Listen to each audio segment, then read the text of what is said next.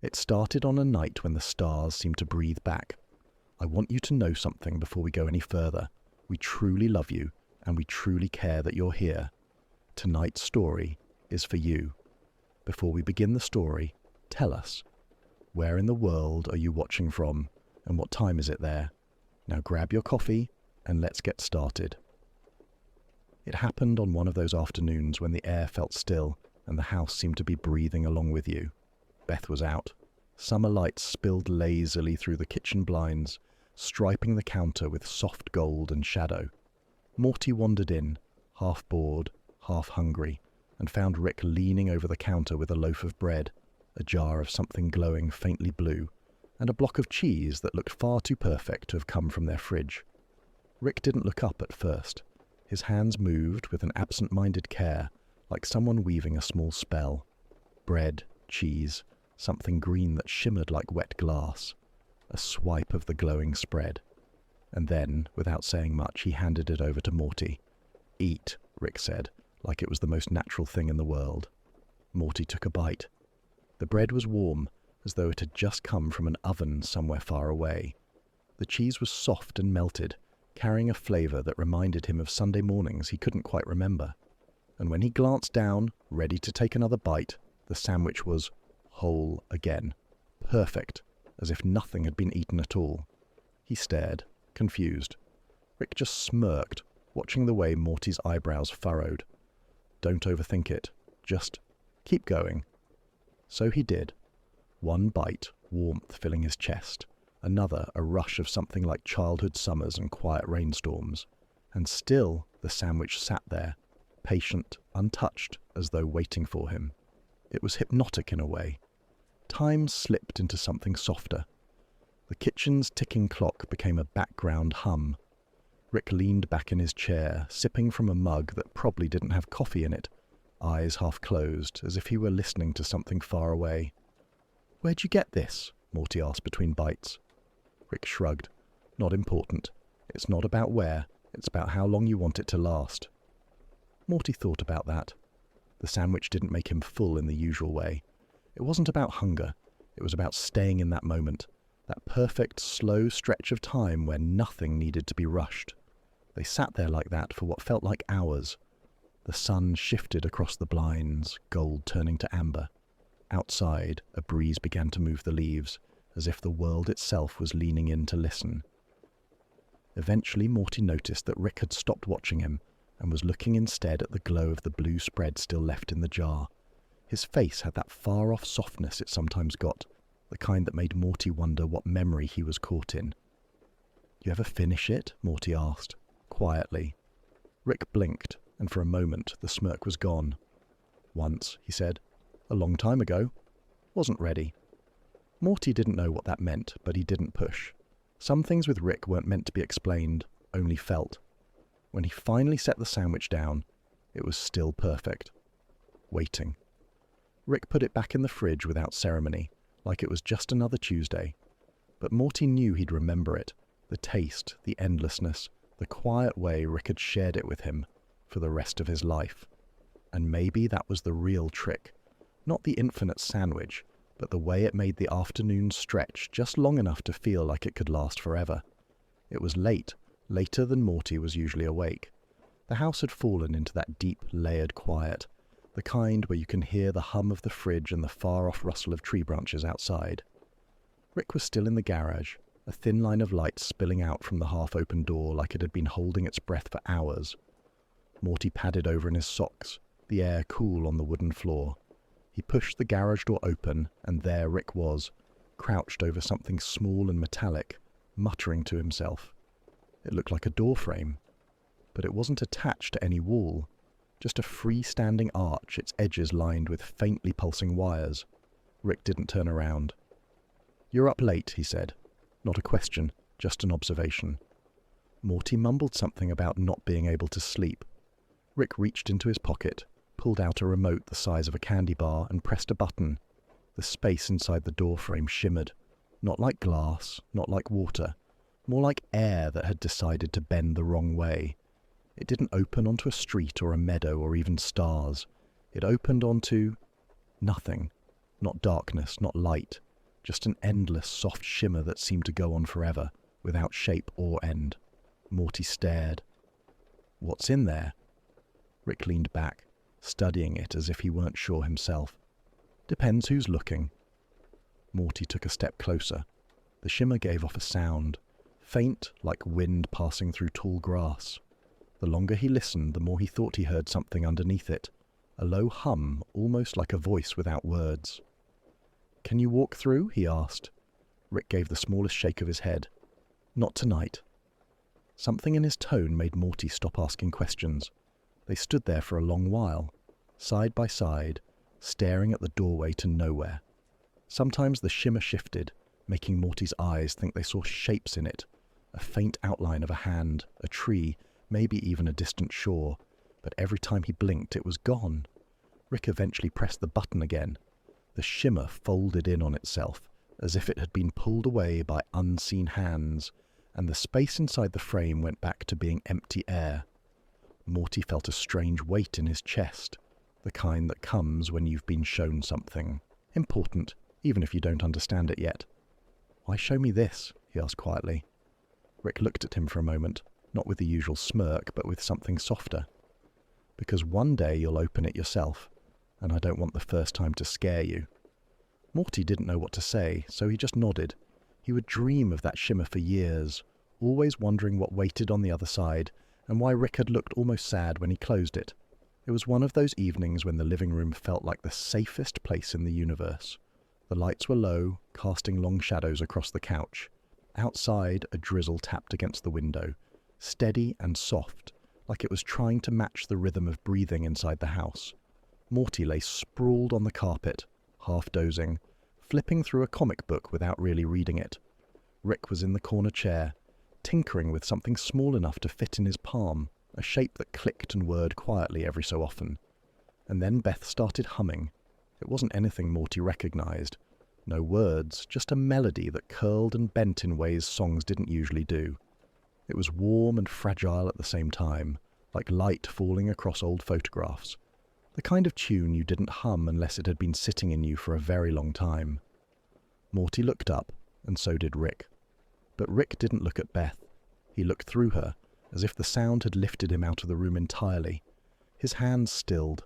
The tiny device in his palm stopped moving. Beth didn't notice. She was by the sink, rinsing a cup, eyes somewhere else. The hum deepened, and for a second, Morty thought he caught a flicker of something impossible in the air, as though the notes were painting faint, glowing lines above her head. When the last note faded, the room felt heavier in the best way, like it was holding on to the sound a little longer before letting it go. Morty broke the silence. "What's that from?" Beth shrugged. "I don't know. Dad used to sing it when I was little. Said he learned it, somewhere far away." She smiled faintly, though her eyes stayed distant. Morty turned to Rick. "Is that true?" Rick didn't answer right away. He was staring at the rain sliding down the window, his mouth drawn in a line. Then, without looking at them, he said, "Yeah, somewhere far away." His voice was quiet, missing the usual sharpness. Morty felt something settle inside him, the way you do when you realize a mystery isn't meant to be solved, just carried with you. He lay back on the carpet and let the memory root itself, even though he didn't understand it. Later that night, as Morty drifted towards sleep, he thought he heard the melody again. Not from Beth and not from Rick, but from somewhere just beyond the edge of dreaming, like it was calling across a place that didn't have a name. It began with the sun leaning a little too long in the sky. Morty noticed it, first sprawled on the porch steps, lazily bouncing a small rubber ball against the wood. The air had that summer weight to it, warm enough to slow every thought, yet soft enough to keep you from minding.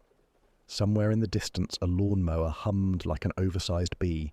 Rick was in the garage, door open, his silhouette framed against a blur of tools, jars, and humming devices. Morty wandered over, more out of habit than curiosity. "What are you working on?" he asked. Rick didn't glance up. "Just something to make afternoons last longer." Morty laughed, assuming it was a joke. "Like, metaphorically?" Rick clicked a switch and the sound in the air shifted. It wasn't loud, more like a pressure change, a subtle tilt in how the world felt. The breeze paused. The shadows stopped moving. The sound of the lawnmower didn't end. It simply held, like someone pressing a finger on a spinning record. Morty stepped outside again. The sun was still where it had been, not an inch lower. The air felt thick with possibility, as if time itself had sat down beside him. They spent the first few hours, if you could still call them hours, just talking. Rick pulled out 2 folding chairs and they sat under the unchanging light, sipping sodas that stayed cold no matter how long they held them. Eventually they stopped talking. The stillness had a way of making silence feel like its own conversation. Morty noticed the tiniest details, the way the leaves on the maple tree shifted with a rhythm so slow it was almost invisible, the faint glint of light caught in a spider's web on the fence, the warm, resinous scent of the wood under his hands. At some point they ate sandwiches. Morty didn't remember making them. Then they napped, woke up, talked again, dozed again. Rick adjusted something on his device once or twice, but mostly he just sat there, content in a way Morty didn't often see. It wasn't until Morty started feeling an ache behind his eyes, the kind that comes from too much peace, if that's even possible, that Rick finally turned the machine off. The light shifted instantly, the sun dipping toward the horizon like it had been waiting for permission. A cool breeze slipped through the yard, carrying the sound of distant traffic and a sudden awareness of hunger. "How long was that?" Morty asked, stretching. Rick glanced at him, then at the sky. "About a week, give or take." Morty blinked, unsure if he believed it. But as they went back inside, he realized something strange. His soda can was empty now, though he couldn't remember finishing it. Later, lying in bed, Morty thought about that frozen afternoon, how it had felt both endless and fleeting. And he wondered if maybe that was the point, that some moments, stretched or not, were meant to be remembered more than they were meant to be measured. It was a grey morning, the kind that made the house feel like it was wrapped in a blanket. Rain tapped, gently against the windows, pooling in slow-moving rivers along the street outside. Morty wandered into the garage to find Rick sitting on an overturned crate, staring at what looked like a doorway made of brass and glass. It wasn't plugged in, or lit up, or even humming. Just there, tall and quiet, its frame traced with delicate engravings that caught the dim light like wet leaves. Rick didn't look up as Morty approached. "Won't work today," he muttered. Then after a pause, "Actually, maybe it will." Morty tilted his head. "What is it?" Rick tapped the side of the frame. "A portal. But it only works when the rain's just right. Has to be slow, steady. None of that stormy, show-off rain, the quiet kind." As if in answer, the rain outside softened even more, a gentle, unbroken whisper. Something in the frame shifted, a faint glow, pale and blue, seeping through the engravings. The air around it seemed cooler, carrying a scent Morty couldn't place, like Earth after a long journey. Rick picked up a small, battered remote and clicked it once. The glassy center rippled, not wildly, not like the bright, swirling portals Morty had seen before. This one moved like a pond in the gentlest breeze. Morty stepped closer. The view through it was strange. Not another planet, not even another room. Just a winding path through a field of tall, silver grass swaying in slow motion under a low, pearly sky. Everything about it looked soft, as though it had been painted in watercolors and left to dry in the rain. "You can go through," Rick said, "but it's not for exploring." "Not really." Morty frowned. "Then what's it for?" Rick's eyes stayed on the portal. Waiting. They stood there for a while, watching the grass bend and sway. Somewhere in the distance, Morty thought he saw a figure walking, not toward them, not away, just walking, like they had all the time in the world. After a few minutes, the rain outside began to ease. The glow in the frame faded with it. By the time the last drops tapped against the roof, the glassy surface had gone still. The silver grass was gone. Just empty air now. "Why does it close when the rain stops?" Morty asked. Rick shrugged, though there was something heavy in the gesture. "Some places don't like to be visited unless the world's quiet enough to notice them." That night, Morty lay in bed listening to the leftover drip of water from the gutters, half hoping it would start raining again. He wanted to see that silver field one more time, but it didn't. And maybe that was the magic, that it waited for its own moment, not anyone else's. It was tucked away on the highest shelf in the garage, gathering dust in the company of glass jars, coiled wires, and tools with no clear purpose. Morty might never have noticed it if Rick hadn't asked him to grab the thing with the handle. When Morty reached for it, the dust shifted like fine sand, revealing a small lantern, though it didn't quite look like any lantern he'd seen before. Its frame was a pale, tarnished metal, almost soft to the touch.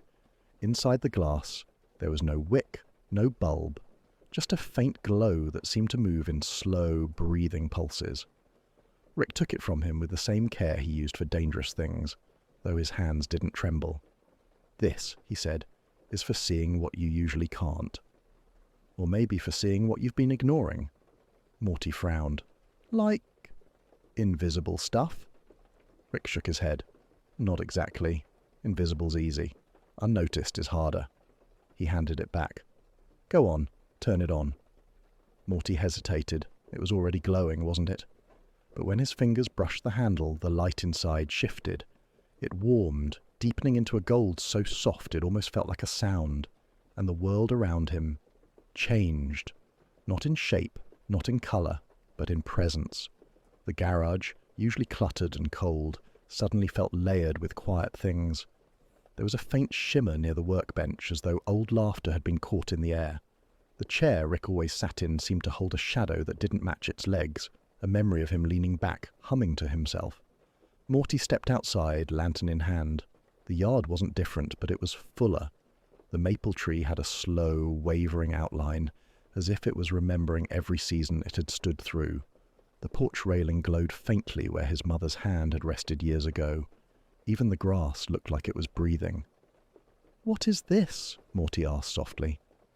Rick had followed him out, but didn't answer right away. He lit a cigarette, though he didn't take a drag. "It's a reminder," he said finally, "that you're not moving through an empty place. Everything's been touched by something. Every inch of it has a story. We just forget to notice." They stood there a while, Morty sweeping the lantern across the yard, watching the way the light coaxed quiet truths out of the ordinary. Eventually the glow began to dim, returning to its original slow pulse. When Morty handed it back, Rick didn't put it on the shelf. He set it down on the workbench instead, closer, within reach. That night, Morty lay in bed, eyes closed, wondering what the lantern might show if he took it into his dreams. He almost believed he could see the gold light flickering faintly in the corner of his room, waiting for him to notice it again. It was late in the evening, the kind of late where the night feels deep but not yet asleep. The garage was quieter than usual. No sparks, no humming machines, just the faint smell of oil and the sound of rain somewhere far away. Rick sat at the workbench, not building anything, just rolling a small metal gear between his fingers. Morty leaned against the doorway, unsure if he should say something or let the silence keep doing its work. "Hey, Rick," Morty finally said, "do you ever... I don't... know... miss home?" Rick glanced up, one eyebrow raised. "This is home." Morty shook his head. "I mean, not here. Not even this Earth. I mean, your home." Rick turned the gear in his palm like he was checking for imperfections. For a long moment, he didn't answer. Morty was just about to drop the subject when Rick spoke again, voice low. "There's more than one kind of home, Morty. There's the one you're born in, the one you build, and the one you lose." Morty waited, hoping he'd keep going, but Rick didn't. Instead, he reached for a mug of something that wasn't coffee and took a slow sip. "What happened to yours?" Morty asked. Rick's eyes flicked up briefly, sharp and tired all at once. "It stopped being there when I went back for it." Morty didn't understand. Not fully, but there was something in the way Rick's voice caught on the word back that made him stay quiet. They sat there for a while, the hum of the fridge in the corner, the only sound between them. After a few minutes, Rick started talking again, not directly about the question, but circling it. He spoke about a place where the air smelled faintly of metal after every rain, and a kitchen where the sunlight always seemed too bright in the mornings. He mentioned someone who laughed without covering their mouth, and how that sound had once made the whole house feel warmer. Morty listened, not sure if Rick even knew he was speaking out loud, But just as the story began to take shape, the familiar sharp buzz of a portal gun broke the moment. A green ripple opened against the wall, spilling strange shadows across the floor. "Duty calls," Rick muttered, slipping the gear into his coat pocket and stepping toward the portal. Morty almost asked him to finish, to tell him the rest, but something stopped him. He knew if he pushed, the moment would vanish completely. So instead, he just nodded and watched him go. The portal closed, and the garage was quiet again. But Morty knew he'd remember that half-story forever, not for what was said, but for what had been left unsaid, hanging in the air like a promise they might one day return to. It happened after a trip that wasn't supposed to be memorable. Just a quick errand across a few coordinates. Nothing dangerous, nothing unusual. At least, that's what Rick said. But when they stepped back onto their own lawn, something was different. At first, Morty couldn't place it. The air felt the same, the street was quiet, the neighbors' houses still in their usual places. But when he looked up, the sky wasn't blue. It wasn't grey either. It was a pale, washed-out shade of green, like the colour of old glass left in the sun. Rick?" Rick glanced upward, squinting. "Huh." He took a drag from whatever he was holding. "Close enough." "Close enough?" "The sky's green." "Not green," Rick corrected. "Just shifted. Happens sometimes. Don't worry about it." But Morty did worry about it, not in the panicked way, more in the quiet way you worry about a dream that stays with you after you wake up. The light felt different under that sky. Shadows seemed softer, edges less certain. Even time seemed slower, though Rick swore it was moving just fine. For the rest of the day, Morty kept catching himself staring upward, expecting it to switch back. It never did. The whole world felt like it was underwater, but not in a drowning way, in a floating way. That night, the sunset blared into a deep, glassy teal. The stars came out like tiny pieces of silver, sharper than usual against the strange backdrop. Morty lay on the grass, listening to the faint hum of the streetlights, and realized he wasn't waiting for the sky to change anymore. He was just with it. Rick joined him at some point, dropping into the grass with the usual groan. They lay there in silence for a long while before Morty asked, "You think it'll go back to normal tomorrow?" Rick didn't look at him. "Things don't go back, Morty. They just go on." Morty thought about that until his eyes grew heavy. The green sky stayed above them, quiet and endless. And when he finally fell asleep, he dreamed of walking through a place where all the colours were a little wrong, but somehow exactly right. By morning, the sky was blue again. Morty felt a small, strange ache at the sight of it, like he'd been given something fleeting and gentle, and now it was gone. It was one of those mornings when the dew still hung on the grass like tiny jewels, and the sky had just begun to stretch its pale fingers over the horizon. Rick had a new plan, though he didn't say much about it. Morty followed him into the garage, curious but cautious. "This one's special," Rick muttered, patting a device that looked like a cross between a backpack and a radio. "Might make your head spin, or not. Depends on how you take it." Morty watched as Rick pressed a few buttons. A soft hum filled the room. The air shimmered. And suddenly, the world around him ballooned. Not in the way of a portal to another planet, not a warp of space and time. But everything he could see had grown. The workbench now towered above him like a cliff. The tools were mountains. Even the floorboards felt thick and endless beneath his feet. Morty stumbled backward, gripping the nearest object for balance, a wrench the size of a small tree. "Rick, I'm tiny." Rick gave a slow nod, eyes twinkling. "Yeah, welcome to being small. Sometimes it's better than being big." Morty tried to make sense of it. The vastness of the garage felt overwhelming, but as he looked closer, he noticed things he'd never paid attention to before. A single drop of oil glinting in the sun like a prism, a tiny ant carrying crumbs larger than his head, dust motes drifting like slow dancers in a beam of light. "It's beautiful," Morty whispered. "Exactly," Rick said, crouching so his face was closer to Morty's level.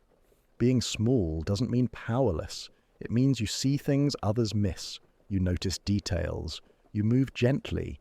You leave smaller footprints, sure, but sometimes those are the ones that matter." Morty wandered through the cavernous space of their garage, stepping carefully. Every crack in the concrete was a canyon, every loose wire a hanging vine. It was a world alive in ways he hadn't imagined, all hidden because he had always been too big to see it. When Rick finally reversed the device, restoring him to normal size, Morty felt a curious sense of loss.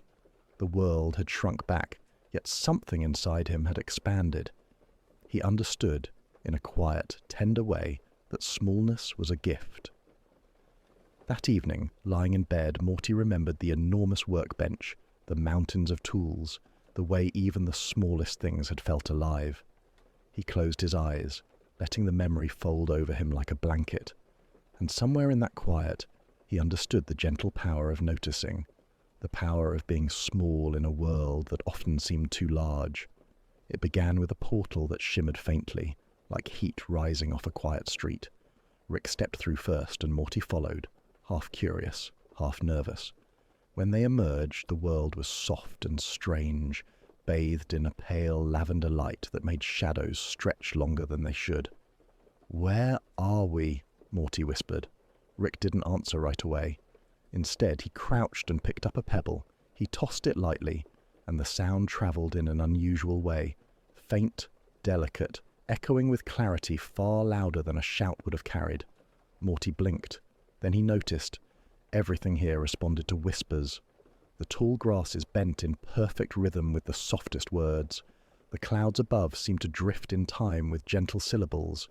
Even the water in the nearby stream rippled faster when he breathed close to it. Rick's eyes gleamed. "See that? You can speak softly, and it matters more than yelling. Everything's sensitive here. Careful, gentle, attentive. That's the key." Morty tried it.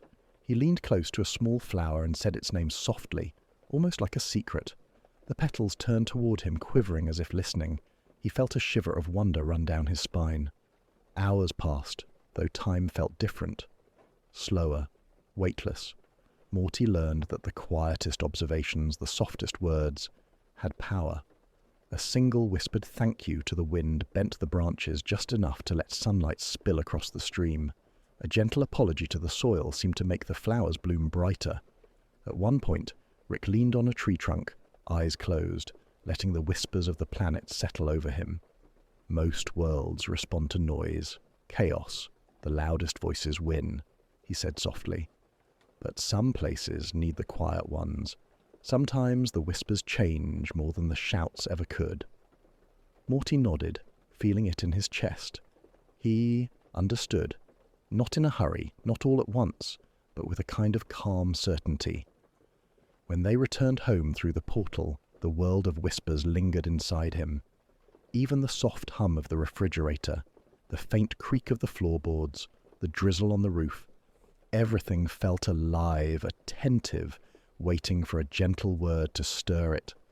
That night, as Morty lay in bed, he whispered his thanks to the dark, to the quiet, to the things that would never shout back. And in that soft, still way, he realized he was listening too. It was one of those nights when the sky outside was an endless shade of deep blue, soft enough to feel like a blanket over the house. Morty wandered into the garage, expecting the usual hum of gadgets and the faint smell of chemicals. But tonight, something felt different. Rick was crouched over a row of small machines that didn't look dangerous at all. In fact, they looked almost alive. Round edges, warm colors, soft materials, blinking lights that pulsed slowly like gentle breathing. "Morty," Rick said, not looking up, "these aren't for adventures." "Not really. They're companions for when the world's too loud." Morty tilted his head. "Companions? Like robots?" Rick shrugged. "Soft machines. They respond to attention, to care, to your heartbeat, your breathing, even your sighs. They learn quiet things." One of the machines rolled forward toward Morty, its lights glowing a soft amber. It emitted a hum that wasn't mechanical, more like a lullaby. When Morty reached out, it leaned into his hand, almost like it wanted to be held. "They like me," Morty whispered. Rick finally looked up, eyes catching the dim light. "Not like in the way people do. But yes, they notice you, in the way the world often doesn't. Morty spent the next hour moving among the machines, letting them respond to his touch, his voice, even his quiet thoughts. Each one carried a different warmth, a different kind of understanding. One hummed a tone that matched the rhythm of his breathing. Another shifted colours slowly, following the pattern of his pulse. By the time he lay on the floor, the machines had settled around him like a gentle, protective chorus. He felt safer than he had in a long time, as if the quiet hums were stitching him back together after days of confusion and noise. Rick watched him, leaning back in his chair. Sometimes, Morty, you don't need a portal, a gadget, or even a plan. Sometimes you just need to be noticed, and sometimes noticing is enough. Morty closed his eyes, listening to the soft, synchronized breathing of the machines, and felt the slow, steady pulse of comfort in the room. The world outside could wait. Tonight, this quiet place, alive with gentle attention, was enough. And as he drifted into sleep, he realized that warmth didn't have to shout to matter. It only had to be. It was a morning wrapped in mist, soft enough to make the world feel like a half-remembered dream. Morty wandered into the backyard, expecting the usual grass and fence, the familiar shapes of trees bending in the wind. But today, something was different. A small gate, one he had never noticed before, stood ajar at the edge of the garden. Beyond it, the air shimmered faintly, as though sunlight had been filtered through the memory of 1,000 mornings. Morty stepped through, and immediately the garden seemed alive in a new way. Every flower, every vine, every tree seemed to pulse with memory. When he touched a petal, it quivered and shifted, as though recalling someone brushing against it long ago. A branch bent gently toward him, humming with the echo of words he had whispered as a child. Rick appeared at his side, as silent as a shadow. "This garden remembers," he said softly. "Everything that's ever been here. Not just the plants, but the people, the moments, the little things no one thought mattered." Morty walked slowly among the paths, tracing the shapes of leaves and flowers. He saw faint traces of himself, the outline of a small footstep here, a shadow of a laugh there. He felt the presence of people he had never met, their fleeting joys and quiet sorrows woven into the soil. "This is amazing," Morty whispered. "It's like it knows everything." Rick nodded. "And it forgives everything. It doesn't judge. It just keeps." Morty bent to pick a small flower, and as he did, a soft light shimmered through the petals. For a moment, he thought he saw a memory of Beth as a child, chasing a butterfly in this very spot. The memory wasn't sharp, just enough to make him smile and ache and remember all at once. He wandered further, letting the garden hold him. He felt his own small worries unravel in the gentle weave of remembered time. The air smelled like rain on earth, like sunlight on leaves, like everything he had loved and almost forgotten. When he finally left the garden, the gate swinging shut behind him, Morty felt lighter. He knew the garden would remember him, every whispered thought, every careful step. And in return, he would carry a small piece of its memory inside him, a soft thread connecting him to moments both past and possible. That night, as he lay in bed, he thought of the garden and the quiet pulse of remembered things. Somewhere in the world, it waited, patient and tender, like a lullaby he could visit whenever he closed his eyes. Morty noticed it first in the corner of the garage, a small round clock hanging slightly crooked on the wall. Its hands were moving the wrong way, though the ticking remained steady and unhurried, like a heartbeat reversed. Rick didn't point it out. He never did. Morty squinted at it, watching minutes peel backward, and felt a curious tug inside him. It wasn't alarming, not in the usual rushing way. It was gentle, almost soothing, like the world was pausing just long enough to breathe. "What is that?" Morty asked, voice soft. Rick glanced at it briefly, eyes reflecting the slow sweep of the reversed hands. "A clock," he said simply. "But it runs backward. Shows you what's been rather than what's coming. Helps you notice things." Morty tilted his head. "Notice things?" Rick leaned back in his chair, letting the silence settle around them. "Time usually pushes you forward. You forget the small stuff, the quiet stuff. This lets you see the steps you've taken, the moments you've overlooked." Morty watched the hands tick backward and found himself thinking of small things. The first time he had climbed the maple tree outside, the night he had laughed so hard his chest hurt, the quiet conversation with Beth he barely remembered until now.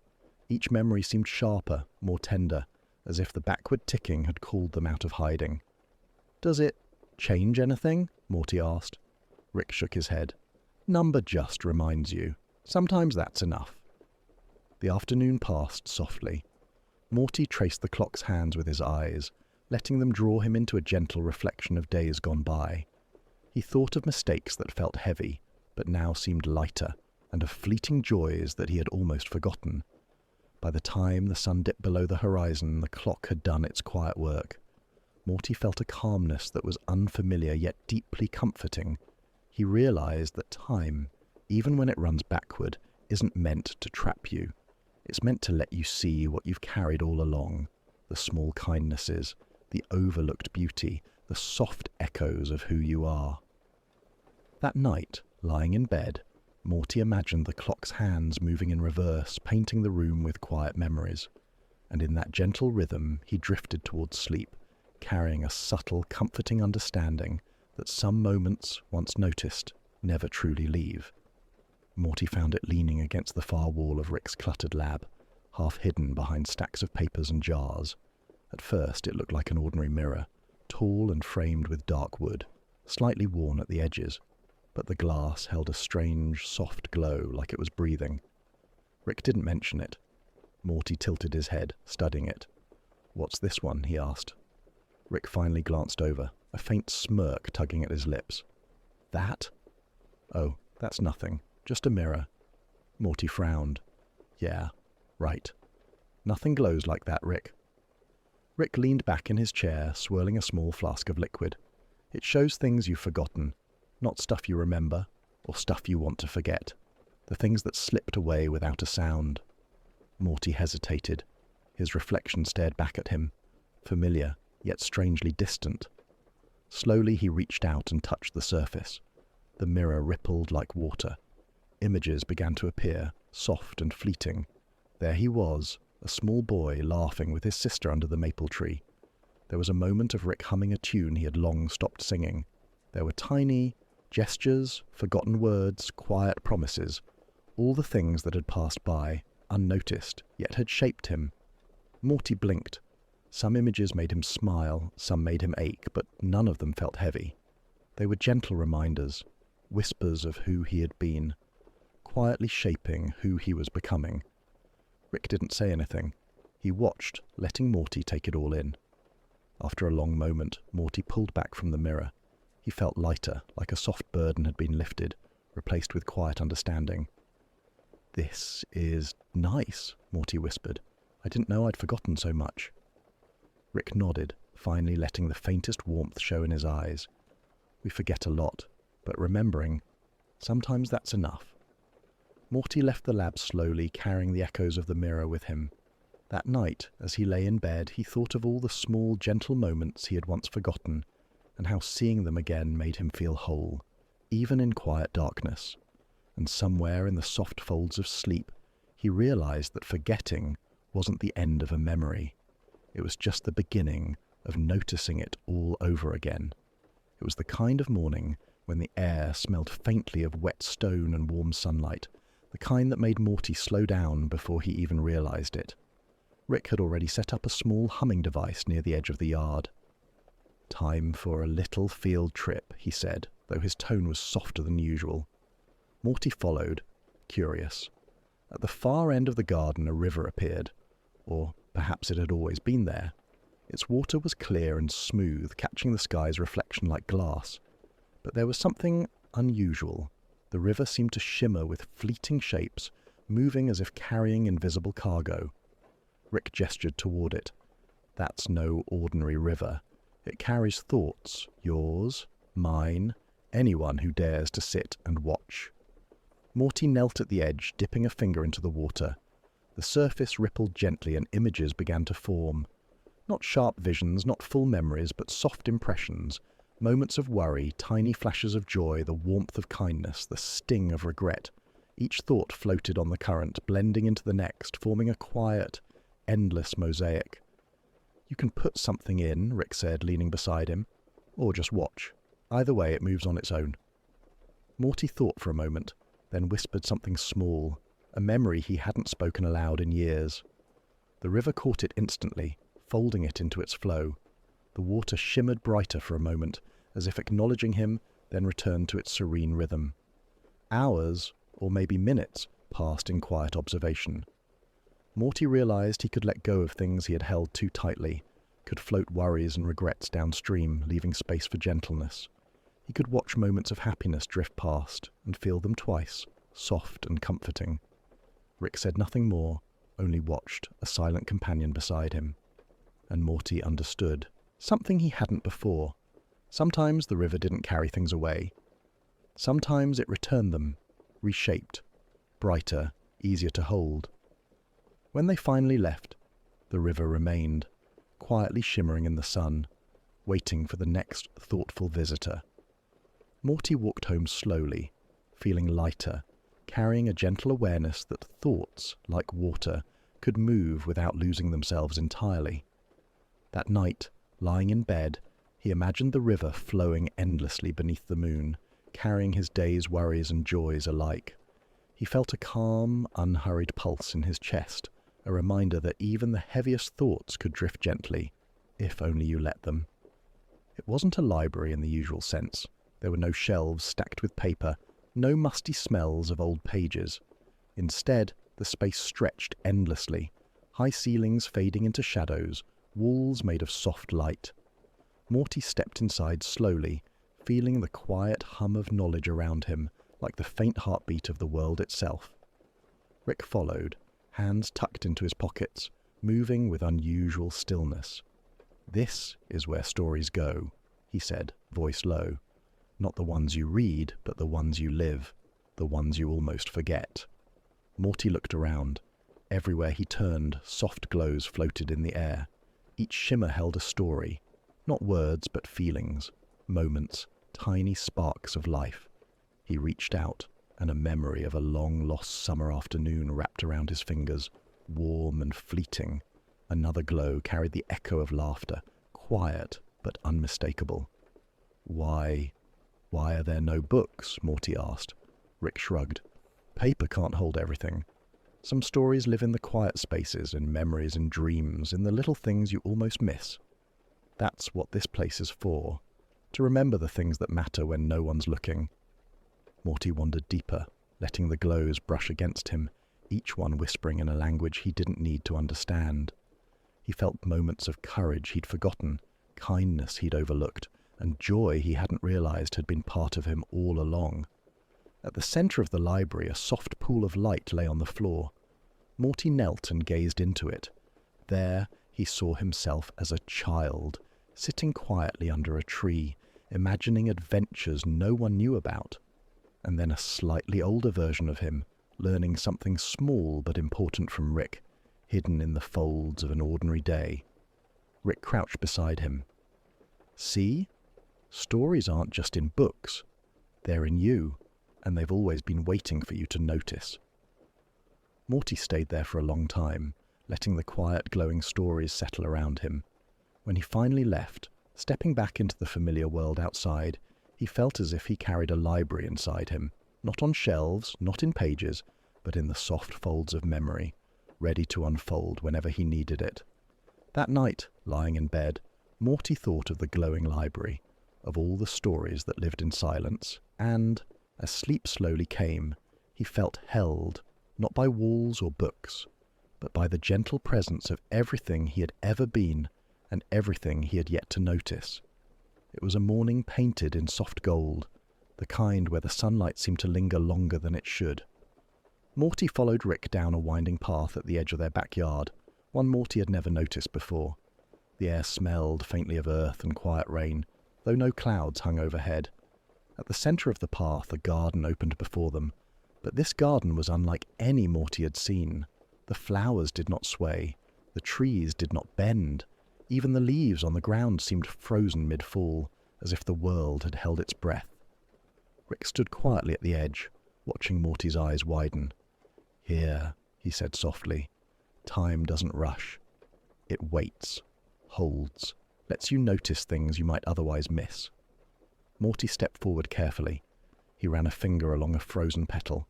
It was warm, alive, but suspended in the stillness of a moment that had no beginning and no end. He felt the quiet weight of every passing second held gently in place.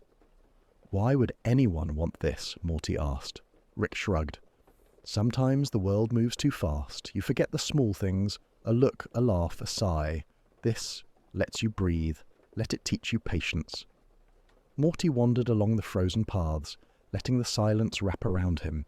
He noticed details he had never seen before, a pattern in the bark of a tree, the way sunlight painted soft shadows along the ground, the quiet hum of life still present, even without motion.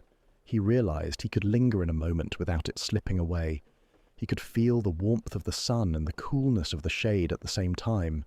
He could notice Rick's subtle gestures, the way his shoulders relaxed in the quiet. Hours passed, or maybe moments. Time in the garden didn't need names. Morty felt a deep calm, the kind that comes when you are present, fully, without rush or worry. When they finally left, stepping back into the world that moved on, Morty carried a sense of stillness inside him. He knew that even as life hurried forward, he could return, in memory or in mind, to that garden where time waited patiently, letting him feel everything he had almost forgotten. That night, as he drifted into sleep, Morty imagined the garden waiting for him in the quiet folds of dreams, a place where moments lingered, soft and infinite, and he could breathe without hurry. Morty awoke to the soft, lingering haze of early morning, though he wasn't sure if he had truly slept or merely drifted through the edges of one dream into another. Rick stood nearby, tinkering quietly, a faint hum of energy surrounding him, as if the air itself were holding its breath. "You ready?" Rick asked softly without looking up. Morty nodded, though he wasn't entirely sure what he was ready for. The portal in front of them shimmered differently today, not the usual green ripple, but a translucent, almost silvery surface that seemed to hum in resonance with thought itself. Rick gestured toward it.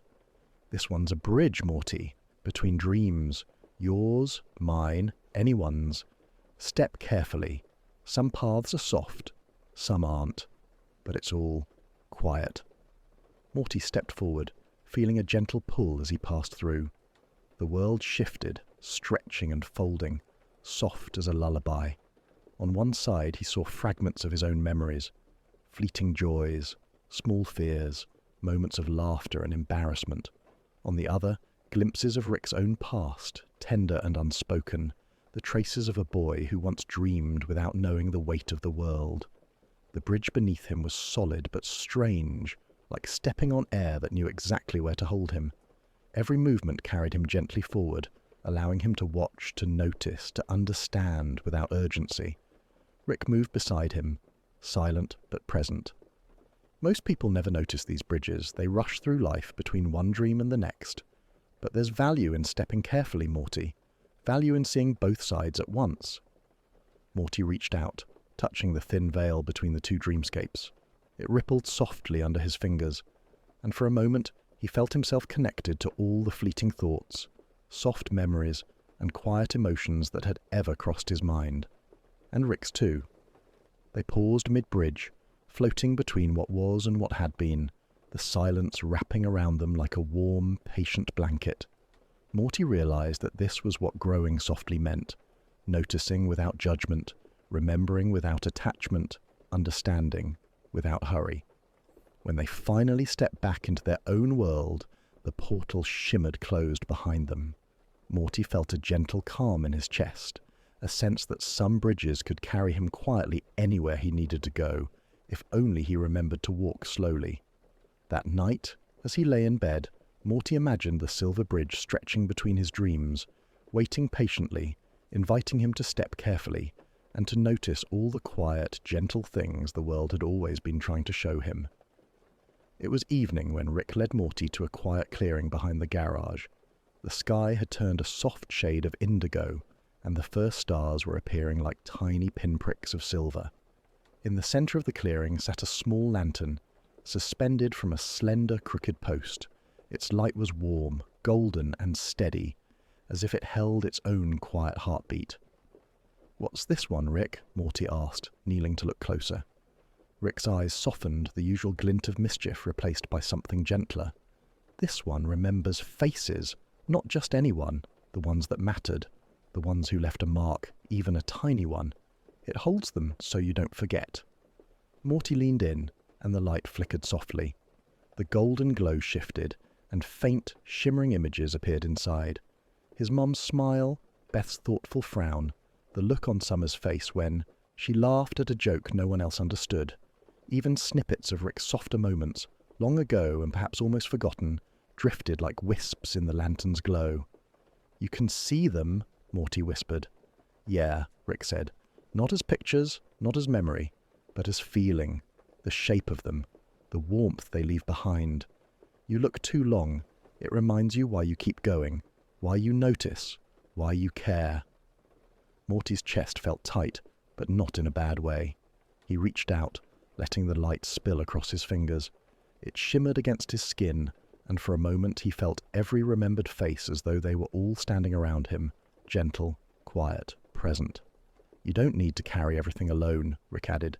"Some things you can let the lantern hold. Some people you can let the light remember." Morty stayed there for hours, letting the warmth of the lantern wrap around him, holding the faces, the laughter, the small kindnesses, the soft echoes of love.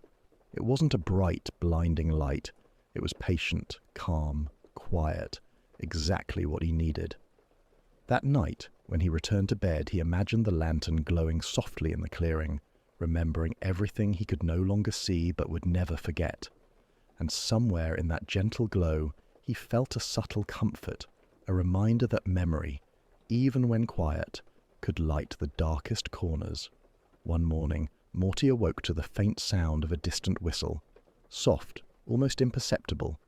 He looked out the window and saw a cloud hovering low over the backyard, unusually thick and tinged with a gentle silver glow. Rick was already outside, watching it with quiet attention.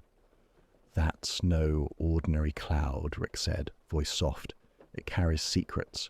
Not secrets you tell anyone, just the ones that float in your heart, the little things you barely notice yourself." Morty hesitated, then stepped outside. The cloud shifted as he approached, stretching and curling in delicate shapes, responding to his presence like a living thing. He felt a strange pull, as if it understood more about him than he had remembered to know himself. "Can it hear me?" Morty asked. Rick smiled faintly. "Not exactly. It holds more than hears. You put something in, it keeps it safe. You take something out, it gives it back when you're ready. No judgment, no rush." Morty reached toward it, thinking of a small fear he had held all week, the way he often doubted himself, the tiny regrets that lingered at the edges of his mind. As he exhaled quietly, the cloud shimmered, folding the thought into its soft silver mass. A wave of calm washed over him, as if the burden had been lifted, though the thought still existed. Safe, acknowledged. He spent hours wandering beneath the cloud, letting it gather all the small, hidden pieces of himself, unspoken apologies, fleeting worries, secret joys and dreams too fragile to speak aloud. The more he released, the lighter he felt. The cloud glowed warmer, brighter, like it was breathing with him, holding all the parts of him he had thought would be lost. Rick finally spoke, voice almost a whisper. "Sometimes, Morty, it's not about keeping secrets from others. It's about keeping them from crushing you. Let the cloud carry them, and you can walk a little easier." As the sun set, the cloud drifted slowly across the sky, silver against deepening blue, carrying all of Morty's little hidden pieces along with countless others he could not see. And that night, lying in bed, Morty imagined the cloud floating above him, gentle and patient, holding everything he didn't need to carry alone. Somewhere, in that soft glow, he felt the comfort of being known, without having to speak a word. And in that quiet presence, he drifted easily towards sleep. The next portal Rick opened was unlike any Morty had seen. Instead of leading to some distant planet or a bizarre dimension, it shimmered into a warm, muted street at twilight. The air smelled faintly of bread just out of the oven, and in the distance a bell tolled, slow and low, as though it had all the time in the world. "This," Rick said, stepping through, "is a listening town. Don't talk too loud, don't rush. It hears everything." Morty followed, looking around. The streets were lined with small houses, their windows lit by soft amber lamps. People walked without hurry, greeting each other with quiet nods rather than words. Even the wind seemed deliberate, brushing past with a slow, considerate sigh. "What do you mean it hears?" Morty asked, lowering his voice instinctively. Rick looked at him for a long moment. "It doesn't hear like we do. It listens. To the space between your words.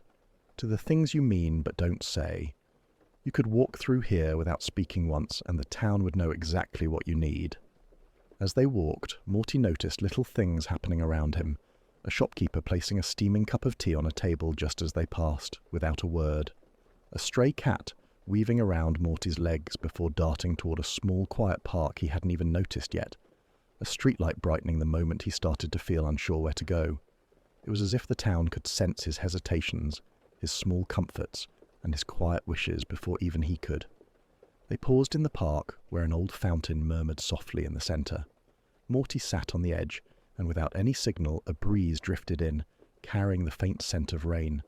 He thought about home, about the strange comfort of being understood without having to explain himself, and about how rare it was to feel so seen.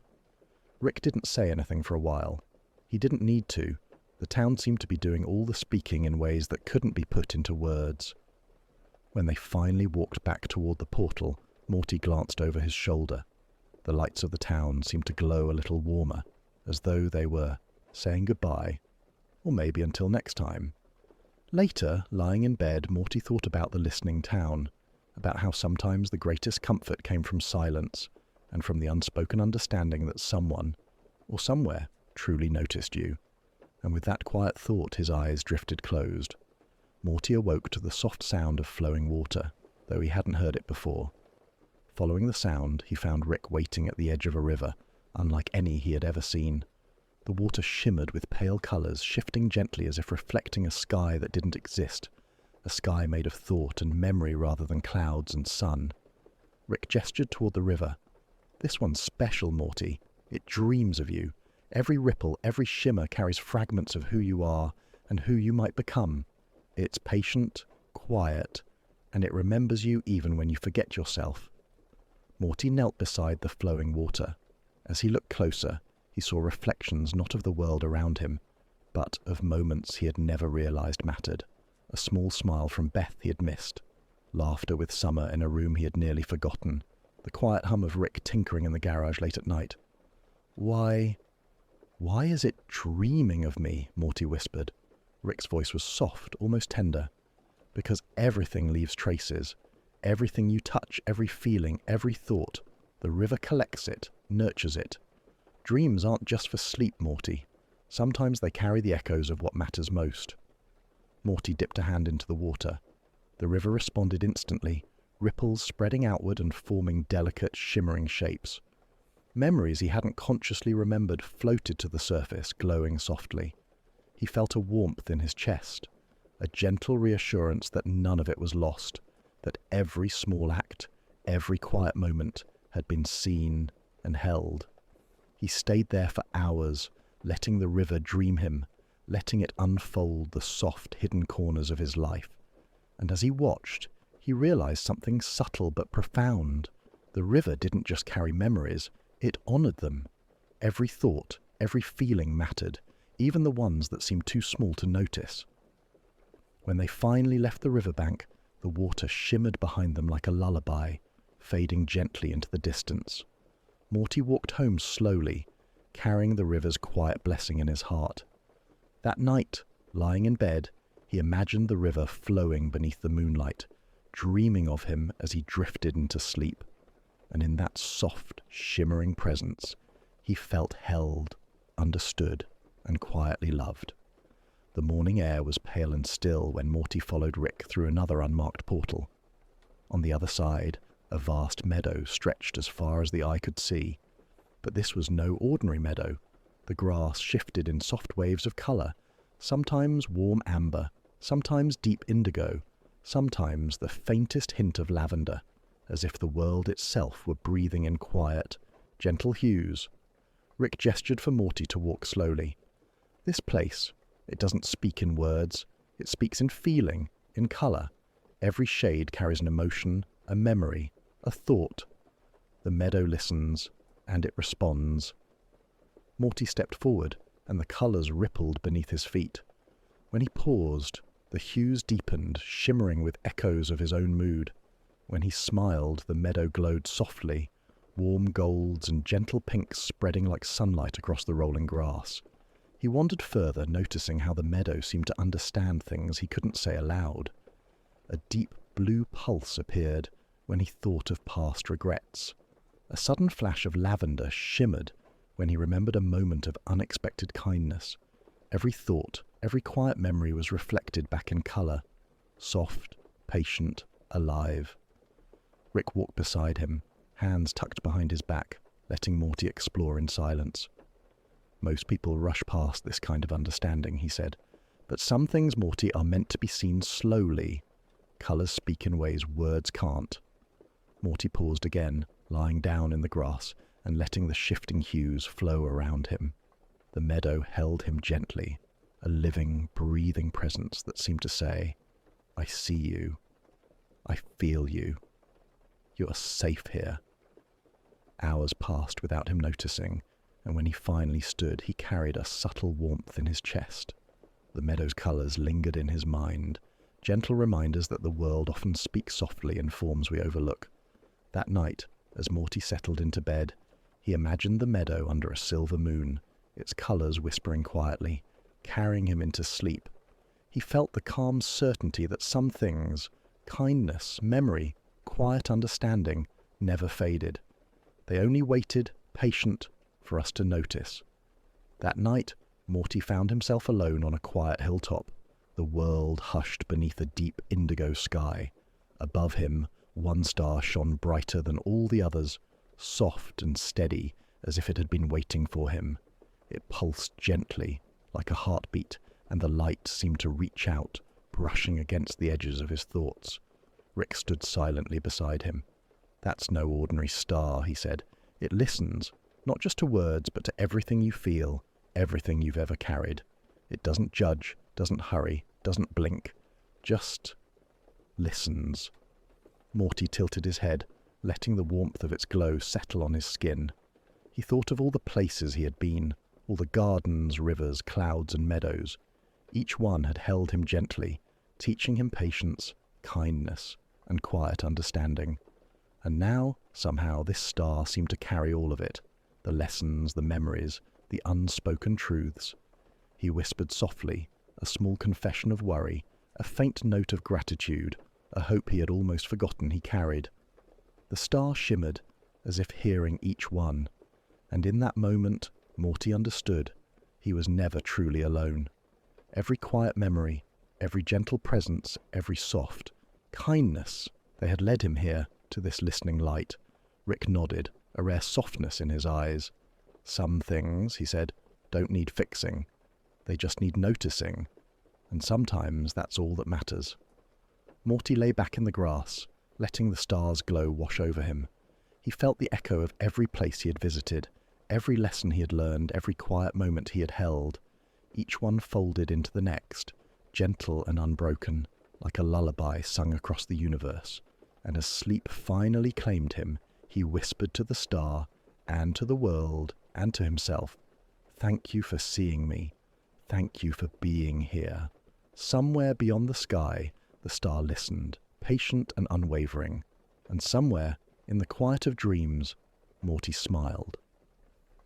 Long after the star had faded from the hilltop, Morty noticed a quiet sound, a soft, lingering whisper in the air, barely there, like the echo of a sigh.